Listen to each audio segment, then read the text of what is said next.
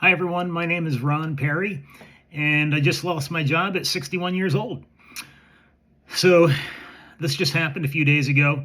Now I'm actually reposting my initial video. I did one video and posted it, but then I got feedback from a friend. They're like, let me probably take that down.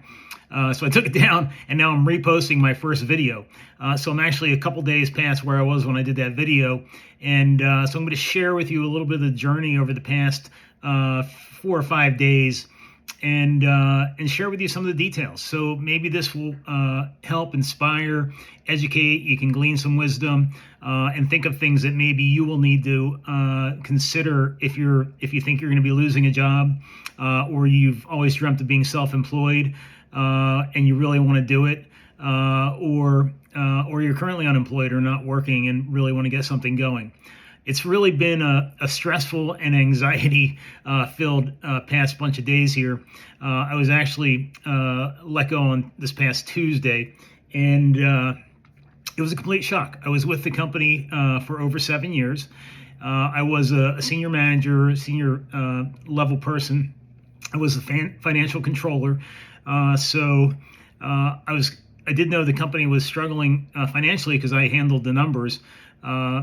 I didn't think I was going to be the one to be let go, but I was a cost center because I was in finance and accounting in the company. I did compliance and administrative functions.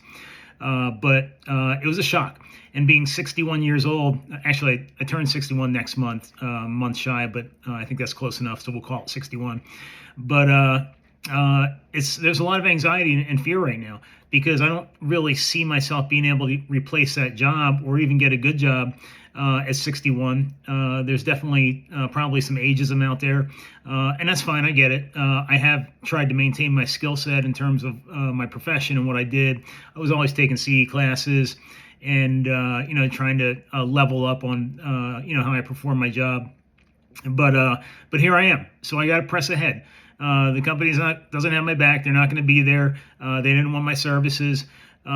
So what had happened was I was let go on Tuesday, and then Wednesday I was in a bit of a tailspin. I didn't really do too much Wednesday morning because I had to take my mom for appointments through most of the afternoon, and I was going to eat up my day. The biggest thing was that I had a company laptop and a company phone. And so I had to unwind those items from the company. Now, initially, my boss wasn't going to let me take the laptop home.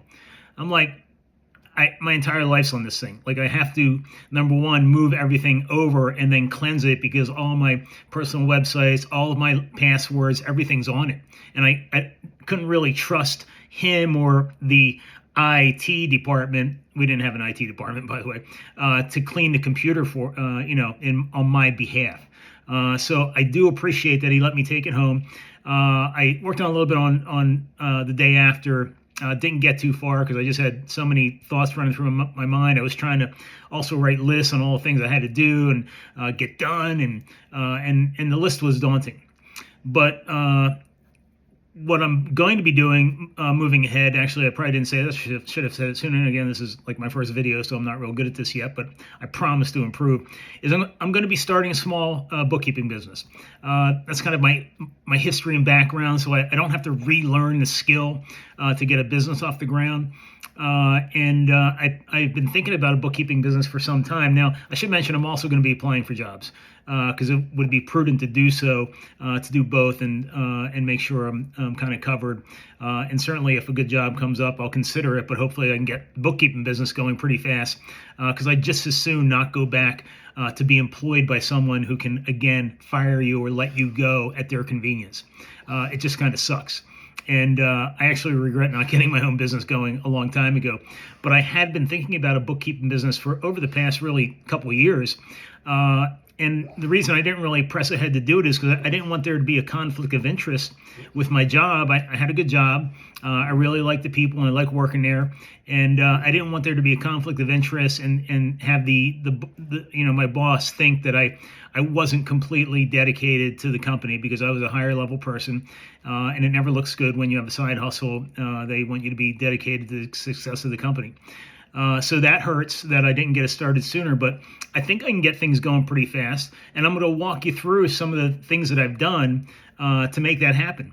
over the past few days. And these are important because the one thing I learned is make sure you have a computer with your dedicated items, meaning your bookmarks, your passwords, email, all that stuff. If you're using a company laptop, there's risk. And so you always want to be backing up your bookmarks. The one thing I learned is when I was cleaning the computer was that my passwords were all kind of saved for very specific sites, and that's what I was concerned about. But it took me a while to go in and find out where they were and be able to delete them. Like, it was kind of a process, and I worked on that, not on that Wednesday. I really spent most of the day on Thursday doing that.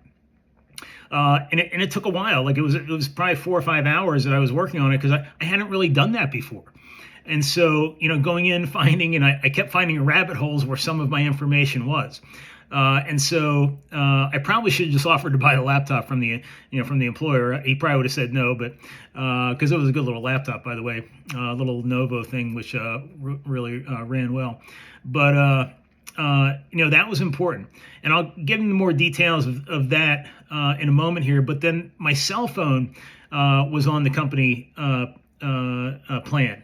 Now, what had happened with that, and I can't wait to do a video and share with you the 4 hours I spent with AT&T trying to get my phone line situated. That was crazy. And but I had a phone number before the company, obviously, for about 20 years. And then when I was on the company early on, they offered to move my phone number onto their plan. And so I did that. I poured it into the plan. Well, getting it off the plan was not an easy thing. And the risk is, and this is really important, is that your entire life with multi-factor authentication is almost always tied to your phone. And so at least a lot of your important websites and stuff. And so if my employer really wanted to screw me, he could have turned that phone number off, and I would have been deep in, because it would have been so hard to go to those websites and all of my business accounts and everything, and try and get them to believe that I don't have that phone number, and then the steps that I would have to go through administratively to get to kind of get those websites back and get a new phone number. It would have been a nightmare. So fortunately, that worked out. They did transfer, and I'll have a video on that, because I think that's really important. Because if you're maybe you're not so deeply embedded with an employer, but maybe you're at risk of separation with a partner or a spouse, and your accounts are tied together, like that whole separation piece. Like, if you don't own that, if you're not the administrator on that phone account, and your partner is, and it's a bad separation, like, you could be in a bad spot. So I definitely recommend, and I know it's financially, it may not be realistic, but having your own account, like, have your own computer with all your stuff on it. And if you have a business laptop, don't do what I did. Don't have all your personal stuff on there. I did that because I thought I would be around for a while. I never even saw getting let go coming. I was completely broadsided. But I should have had a laptop at home with all my stuff on and just used the work laptop for work. But I commingled on the laptop. And the same with the phone. I still should have had a phone outside of work that I had all my personal websites tied to for multi-factor authentication and that stuff. So that was a really important lesson. Fortunately, it worked out, but there's additional details I want to share. I honestly, it's my first YouTube, as you know, as I said a couple times.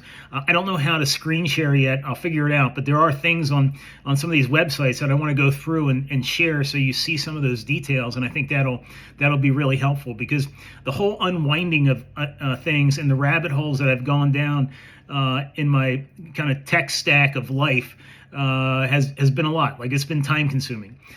Just going in and making sure I can access all my websites, and all my passwords were updated, that I had to go in and relearn Facebook and open that account back up, because I had some of these social media accounts, but I didn't use them. But now, with my own business, my own small business I'm trying to get going, I need to be good at it.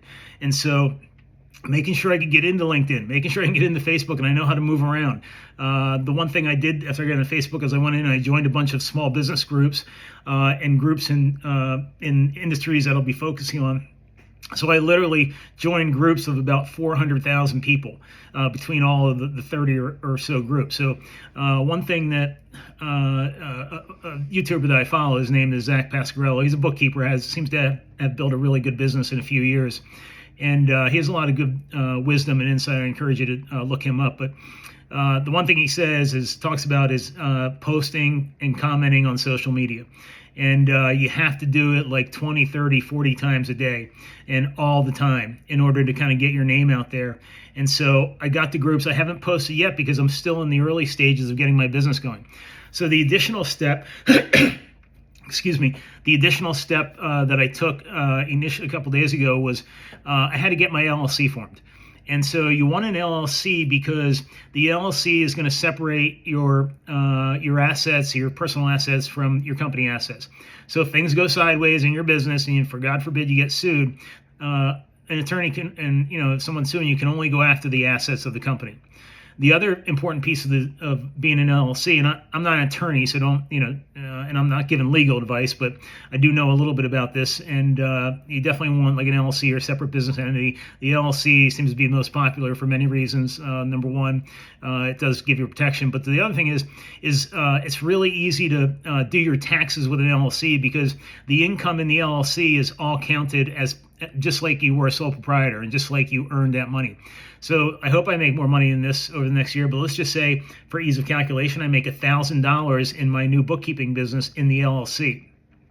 Well, that $1,000 will be on my tax return as personal earnings, and I'll pay taxes on that. There's no additional hoops to jump through. There's no double taxation like some of the corporate legal entities. So think through that before you get started, but definitely talk to an attorney. But the LLC seems to be the way most small businesses go. Certainly at my old company, that's what we recommended to business, people who are starting their own businesses, which we dealt with there. Now with the LLC, I use the company called Bizee, Bizee, and I looked at it probably a year ago, and I actually saw it advertised on Zach Pasquarello's YouTube that I mentioned, and so I went in and looked it up, and this is about a year ago. Well, it looks pretty easy to use, and that's probably what I'll use. But I didn't take action on it, so now that I lost my job a couple days ago, I did go into Bizee, and it was super easy to use. Now I added some additional add-on functions or cost items. So my total bill was $523. I did pick the premium package, which gave me like the 3 to 4 day window to get my documents, and they also do the application for the EIN. I had things expedited and a few extra add-ons, so you can definitely do it for a lot less. And if you're not in a hurry, not doing the expedited part saves a lot of money. You can also put the file for your LLC in your state by yourself. I didn't want to do that because I just didn't have I wasn't comfortable. I didn't want to mess anything up, and then all of a sudden something goes wrong, and I didn't set it up right, and then my personal assets are at risk. So I just wanted to do it the right way and have somebody else handle it because I had too many. Honestly, I also had too many other things going on. Like there were other things that were really important that I needed to focus on to get moving ahead. So I should have the paperwork and documents back here in the next day or so, I'm thinking. But the important thing about setting up your LLC is you need the LLC documents, the legal documents, to get your EIN number. If you form a legal entity like an LLC, you don't get an EIN number if you do a sole proprietorship. You just use your Social Security number. But the LLC gets me my EIN, and then I need documents from the LLC, like the Articles of Incorporation and the EIN number to get my business banking account. So there's prerequisites to doing all this stuff. And the important thing here is the business banking account, you definitely want a separate account. You don't want to commingle the business funds with personal funds. Number one, it's a big no-no. Number two, things get messy real fast. Number three, it's hard to really have transparency as to whether your business is successful and whether you're making money. So get separate accounts. Don't play around with that. And then once that bank account is set up, then I go and I can get a merchant account through like a Clover or whoever I decide to get, where I can take credit cards. Because obviously, if I'm going to be soliciting business, people are going to pay probably with ACH or credit cards. That's what most people pay with. pretty sure I'm not going to be receiving checks. Well, actually, I won't accept checks. It'll only be credit card or ACH. So that puts that in perspective. But so to get that merchant account being, credit cards, you can accept credit cards, and then the credit card, once it's run, it gets dropped into your business banking account the next day. And so I can't get that until I have these other things done. So in the meantime, I had all this going on, just trying to work through it. The other thing was I spent a lot of time going down a bunch of rabbit holes in my personal tech stack, just trying to make sure everything was organized and get my passwords out. And I'll probably do another video on this, but I also wanted to get my business email going. Now, I had one business email that I set up probably 2 years ago, and I never used it. And it was an accounting email. And but I decided not to go with that name. So I still have that email, but I created another email for my business is Ron's Bookkeeping, cleverly named, but it's ron@ronsbookkeeping.com. Now I have a hyphenation in there because the interesting thing is when I went into GoDaddy a couple days ago, I went in one day right away to see if Ron's Bookkeeping was available as a domain name. I'm like, oh, it's available. Then I go in the next day and it's not available. I had to pay $99 to have some broker going. So somebody is skimming the site, and they know when people look at these domains and they go in and buy them for a penny, and then wait for you to come back and try to buy it, and then obviously they try and get you to pay the broker fee and make it look like, oh, somebody owns it. Well, somebody did. They went in and screwed you and took it. But I ended up not going with that domain. I had to get a different domain, which is fine. It was Ron. There was a hyphenation, ronsbookkeeping.com, and ended up buying that. The mistake I made was I went in and I was in Microsoft, and I could have bought the domain name through GoDaddy right through the Microsoft administration portal, where I have my Outlook 365 and my domain email that I had existing. And I'll go when I can figure out a screen share. I'm going to go in and walk you through this so you can see some of this, because it can get a little complicated, and it was complicated for me. But I ended up going. I don't know why I didn't do it. Because when I did this before, I just went straight into GoDaddy, and that's what I did. I went back straight into GoDaddy. I bought the domain, but then I went back to Microsoft, and they needed like DNS numbers and all kinds of crazy stuff to port my domain back into Microsoft, where I could have just bought it in Microsoft because they link into GoDaddy. So that was I don't want to say a huge mistake, but that cost me a good extra couple hours to get that all figured out. But I was working on that, and I did get that email set up. I'm actually right at this moment trying to get that email added onto Outlook, and this thing has been spinning for hours. So I don't know what's going on. I'll probably have to go out of it and try it again. I had tried to reach out to Microsoft support on it, but guess what? You can't get past the chat AI bots at all, and it's virtually impossible to talk to somebody with some of these big companies. And I spent a little bit of time trying to get in touch with Microsoft, and I went through, looked at their websites, everything. It's just so complicated. I just all right, I'm just going to figure this out myself, and I did. Fortunately, got through with a little bit of headache, but not too bad. And so I got my business email. The contact information for my business is obviously, or your business will be really important. So you got to have the email. The other thing I did, which I'll talk about in more detail with my aforementioned 4-hour conversation with AT&T trying to get my phones ready, is I had to get a business line. And so that took a while. That was not easy. And then I did some other things with them. So honestly, probably wasn't AT&T's fault. I'll talk more in detail about how that unfolded. But again, the important thing is that you have access to your phone. I don't recommend using your personal phone number. You really want a separate line. You can to save money, but it's always better to have a separate line. And that phone is in my LLC's name, so it's not in my personal name. So if somebody kind of goes in and researches the phone number, it's gonna show Ron's Bookkeeping LLC. It's not gonna say Ron Perry, which then people can go in and see where you are and all that stuff. And I'm not quite comfortable with all of that, with people knowing who I am or where I am yet. Although I want to be genuine and authentic, and people know me and my business. It's going to take me a little while to get comfortable with having, people know more about me. Like that's one thing about social media. I was never really good about holding myself out there. And so that'll be a little bit of a challenge, but I'm going to press ahead. We're up against almost 20 minutes now, and that's a pretty long video, and I'm surprised I talked this long. I'll have others to follow. I got to figure out how to put a name on this video and do some other things, but I'm going to re-upload it along with a bunch of other videos I've done, so you can go in and kind of ride along in my journey, and hopefully there's good information here. I really appreciate you watching, and thank you so much. I'll talk to you again soon.